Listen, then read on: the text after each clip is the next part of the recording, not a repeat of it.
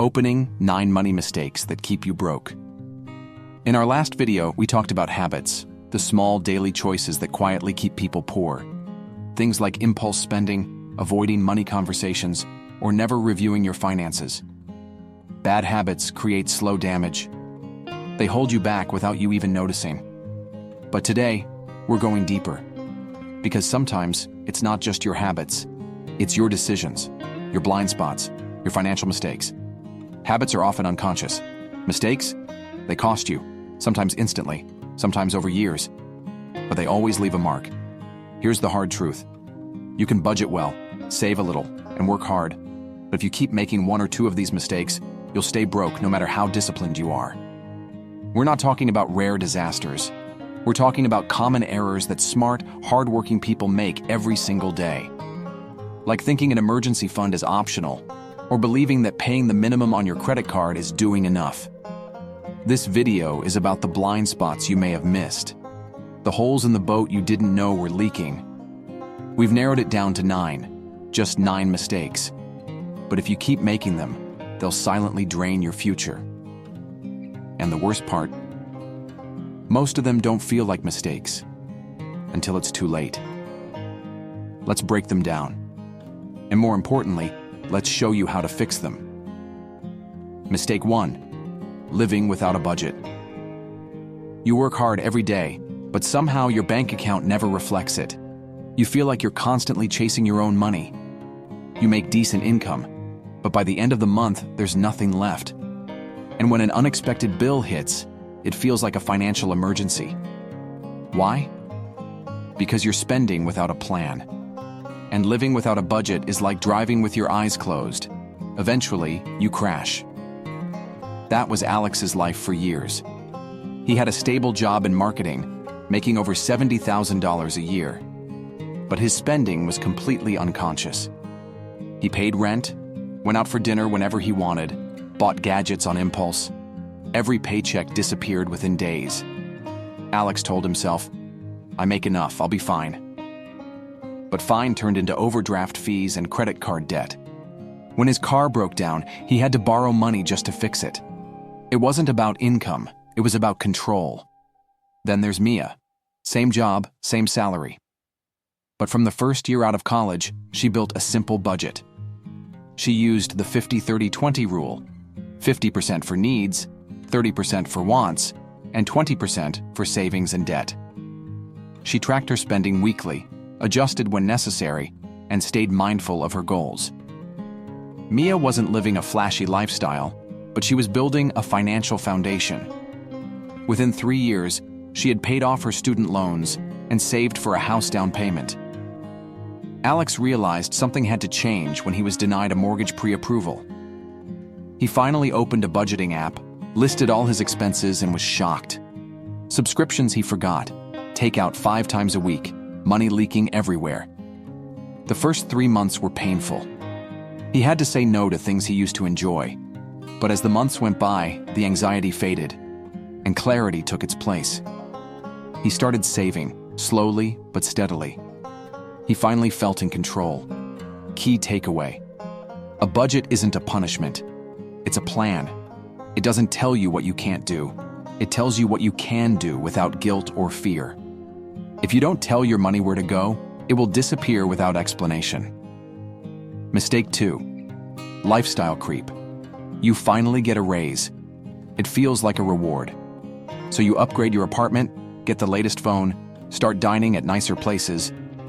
You tell yourself, "I deserve this." But before long, your expenses match your income, or worse, exceed it. You're earning more, but you're still living paycheck to paycheck. This is lifestyle creep. It's silent, seductive, and it keeps you broke in disguise. Jordan was the perfect example. Fresh out of college, he landed a job in tech and got a raise within his first year. He moved into a luxury apartment, leased a new car, started traveling more often. From the outside, he looked successful. But his savings account said otherwise. Every month was a financial balancing act. He couldn't say no to happy hours, weekend trips, or new clothes. He thought his income would keep rising, so he didn't worry, until the layoffs came. Suddenly, his expensive lifestyle turned into a liability. Then, there's Danielle. She made a conscious decision to keep her expenses the same after getting promoted. She lived in the same modest apartment, drove her old car, and increased her investments instead of her lifestyle. Her friends teased her for being too frugal. But when the company downsized, she wasn't worried. She had 6 months of living expenses saved and multiple income streams. She didn't just survive. She stayed calm and focused. Jordan had to face reality. He broke his lease, sold his car, and started over. He adopted a minimalist mindset, started tracking his spending, and realized how much peace came from simplicity. What once felt like sacrifice now felt like freedom. He didn't need more stuff. He needed more security. Key takeaway: just because you earn more doesn't mean you should spend more. Lifestyle upgrades feel good short-term, but delay long-term wealth. Live below your means now, so you can live on your terms later. Mistake 3, living beyond your means. You work hard, you get your paycheck, and within days, it's gone. You're not splurging on luxury vacations or designer clothes, but somehow, your bank balance always feels like it's gasping for air. This isn't just bad luck. It's the silent weight of living beyond your means. And it's a trap that keeps millions stuck in a cycle of survival, not stability. Meet Ryan. He's 28, has a stable job in marketing, and rents a nice apartment in the city. He drives a new car, eats out 3 times a week, and buys what he calls little rewards to keep himself motivated. He tells himself he deserves it. But behind the scenes, his credit card debt keeps growing. He pays the minimum each month and tells himself he'll catch up eventually. Spoiler: he doesn't. An unexpected medical bill wipes out his savings. A missed payment tanks his credit score. Now, he's working overtime just to keep up. And those little rewards feel more like chains than treats. Then there's Lisa. Same age, same income bracket. But Lisa made a different choice. She rents a smaller place. She drives a used car she paid off 2 years ago. She cooks most of her meals and uses a simple 50-30-20 budgeting rule. She still enjoys life, but she plans for every dollar. When her company laid off half the team, Lisa wasn't scared. She had a 6-month emergency fund and side gigs to hold her over. She didn't just survive the layoff. She used it as a springboard to launch her own freelance business. Now here's the twist. After hitting his financial rock bottom, Ryan started paying attention to Lisa. They'd gone to college together. He reached out, admitted he was overwhelmed, and asked for help. Lisa didn't judge. She shared her spreadsheet. She helped him build his first real budget. It wasn't easy, but Ryan started cutting back. He sold the car, paid off debt, and moved to a more affordable place. Within a year, his finances began to stabilize. And for the first time, he felt in control. Key takeaway: living beyond your means doesn't always look like extravagance. Sometimes, it's just small habits that quietly drain your future. True freedom comes not from spending what you earn, but from mastering what you keep. It starts with awareness. It grows with discipline. And it transforms your entire financial story. Mistake 4. No emergency fund. It always feels like emergencies happen at the worst possible moment. A flat tire, a trip to the ER, a layoff you didn't see coming. And when they do, it's not just the stress of the event, it's the financial freefall that follows. Because without a safety net, one unexpected bill can spiral into long-term debt. That's the danger of not having an emergency fund. Take Emily. She's responsible. She works full-time as a teacher, pays her bills on time, and doesn't overspend. But she never saved, just in case. Her reasoning? I don't have enough left over to save. I'll figure it out when I need to. Then her car broke down. A $1,200 repair. She didn't have it, so she put it on her credit card. The interest added up fast. Then came a minor surgery. Another charge. Soon, she was juggling 4 credit cards and feeling like she was drowning in debt. Not because she was irresponsible, because she wasn't prepared. Now meet Marcus. He's a warehouse supervisor, single dad of 2. When he started working full-time, he made a rule. Every paycheck, $50 went straight to a separate savings account. Even when money was tight, he treated it like a bill. By year 2, he had over $3,000 set aside. When his youngest broke her arm and needed urgent care, he didn't panic. He paid the bill in cash, hugged his daughter, and moved on. No interest, no debt, just peace of mind. Emily's wake-up call came during the holidays. She couldn't afford gifts without going deeper into debt. That night, she broke down. Then she got honest with herself. She started small, $20 a week into a high-yield savings account. She automated it. She cut back on small expenses. A year later, she had her first $1,000 saved. And when her laptop crashed just before a big work presentation, she replaced it without reaching for a credit card. That moment felt like power, real financial power. Key takeaway: an emergency fund isn't a luxury. It's your first line of defense against life's unpredictability. You don't need to start big, but you do need to start, because peace of mind is priceless, and the next emergency is only a matter of time. Mistake 5. Only paying minimums on debt. You look at your credit card bill. You see the minimum payment. It's a relief. You think, at least I can manage that. But what you don't see is the real cost. You don't see the years it will take to pay off that balance, or the thousands in interest quietly piling up. Paying only the minimum doesn't solve your debt. It stretches it out until it strangles your future. That's where Jordan was. A recent college graduate with $4,000 in credit card debt. He wasn't a big spender. Most of it came from moving costs, groceries, and job hunting expenses. When he got hired, he felt proud just to make the minimum payments. "I'm being responsible," he told himself. But after a year, the balance barely moved. The interest kept him stuck. And every time he made a payment, it felt like bailing water from a sinking ship with a spoon. On the other hand, there was Rachel. Same age, same starting debt. But she made a different choice. She lived with her sister to cut costs. She picked up weekend shifts at a coffee shop, and she threw every extra dollar toward her highest interest card. In just 14 months, she was debt-free. No more interest, no more stress, and her credit score soared. Jordan hit his breaking point when he was denied a car loan. His debt-to-income ratio was too high. That rejection woke him up. He started researching debt payoff strategies. He learned about the avalanche method, and he committed. He canceled subscriptions, sold some electronics, and even started driving for Uber after work. At first, it was exhausting, but month by month, the balance dropped. After 2 years, he made his final payment, and he swore he'd never carry a balance again. Key takeaway: paying the minimum keeps you in the system. It keeps you in debt, and it costs far more in the long run. You don't need to be rich to pay more. You need to be intentional. Every extra dollar you put toward your principal is a dollar you're not wasting on interest. Debt freedom starts with facing the numbers and refusing to stay stuck. Mistake 6. Not investing early. When you're in your 20s or 30s, investing feels like something you'll do later. You tell yourself you'll start once you make more money, once things settle down. But time doesn't wait.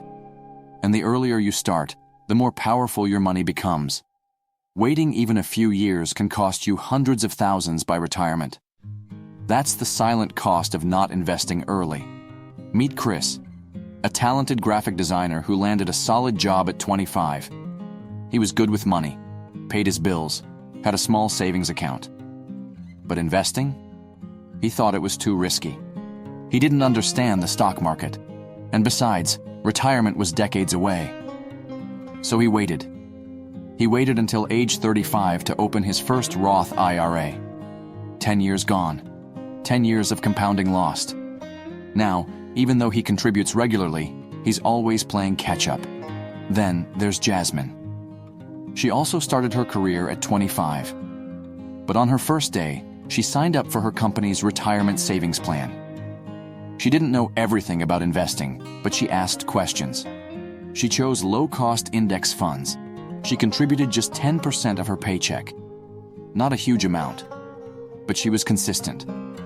By age 35, she had over $85,000 invested.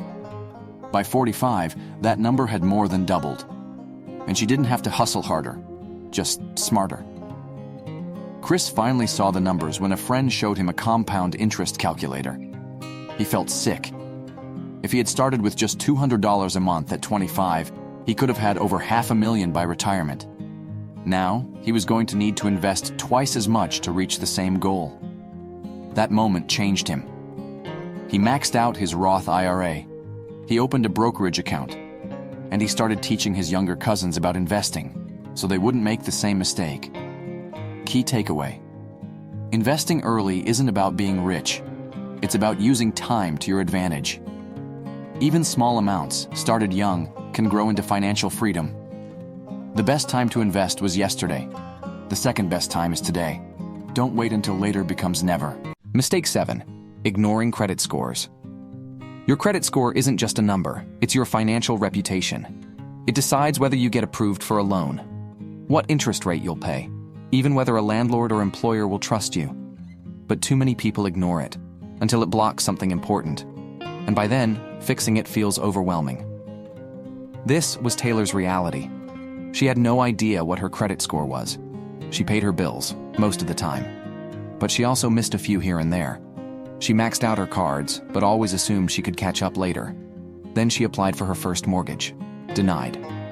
The lender told her she had a 580 credit score, too low to qualify. And even if she did qualify, her interest rate would be sky high. Taylor felt crushed. She thought she was doing okay, but her lack of awareness cost her a home. Then there's Kevin. Same age, same income. But Kevin checked his credit report every 6 months. He set auto pay on all his bills. He kept his credit utilization below 30%. When he applied for a mortgage, not only was he approved, but he locked in a rate below 5%. That one decision saved him tens of thousands over the life of his loan.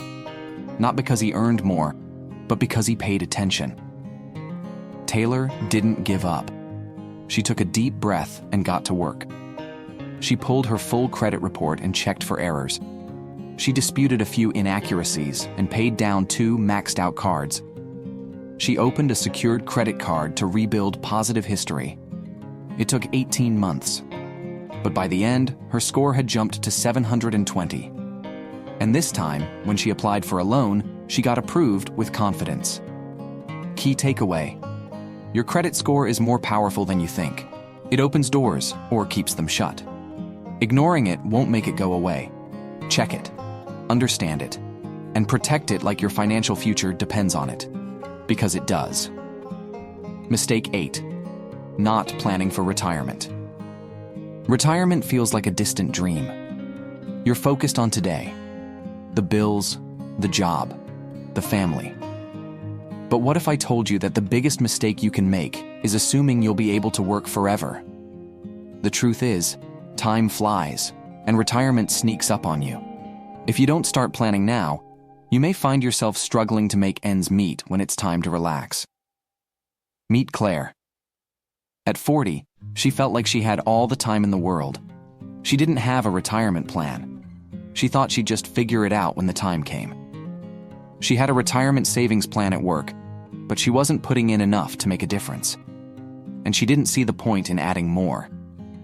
She was focused on the here and now, vacations, hobbies, and paying off her house.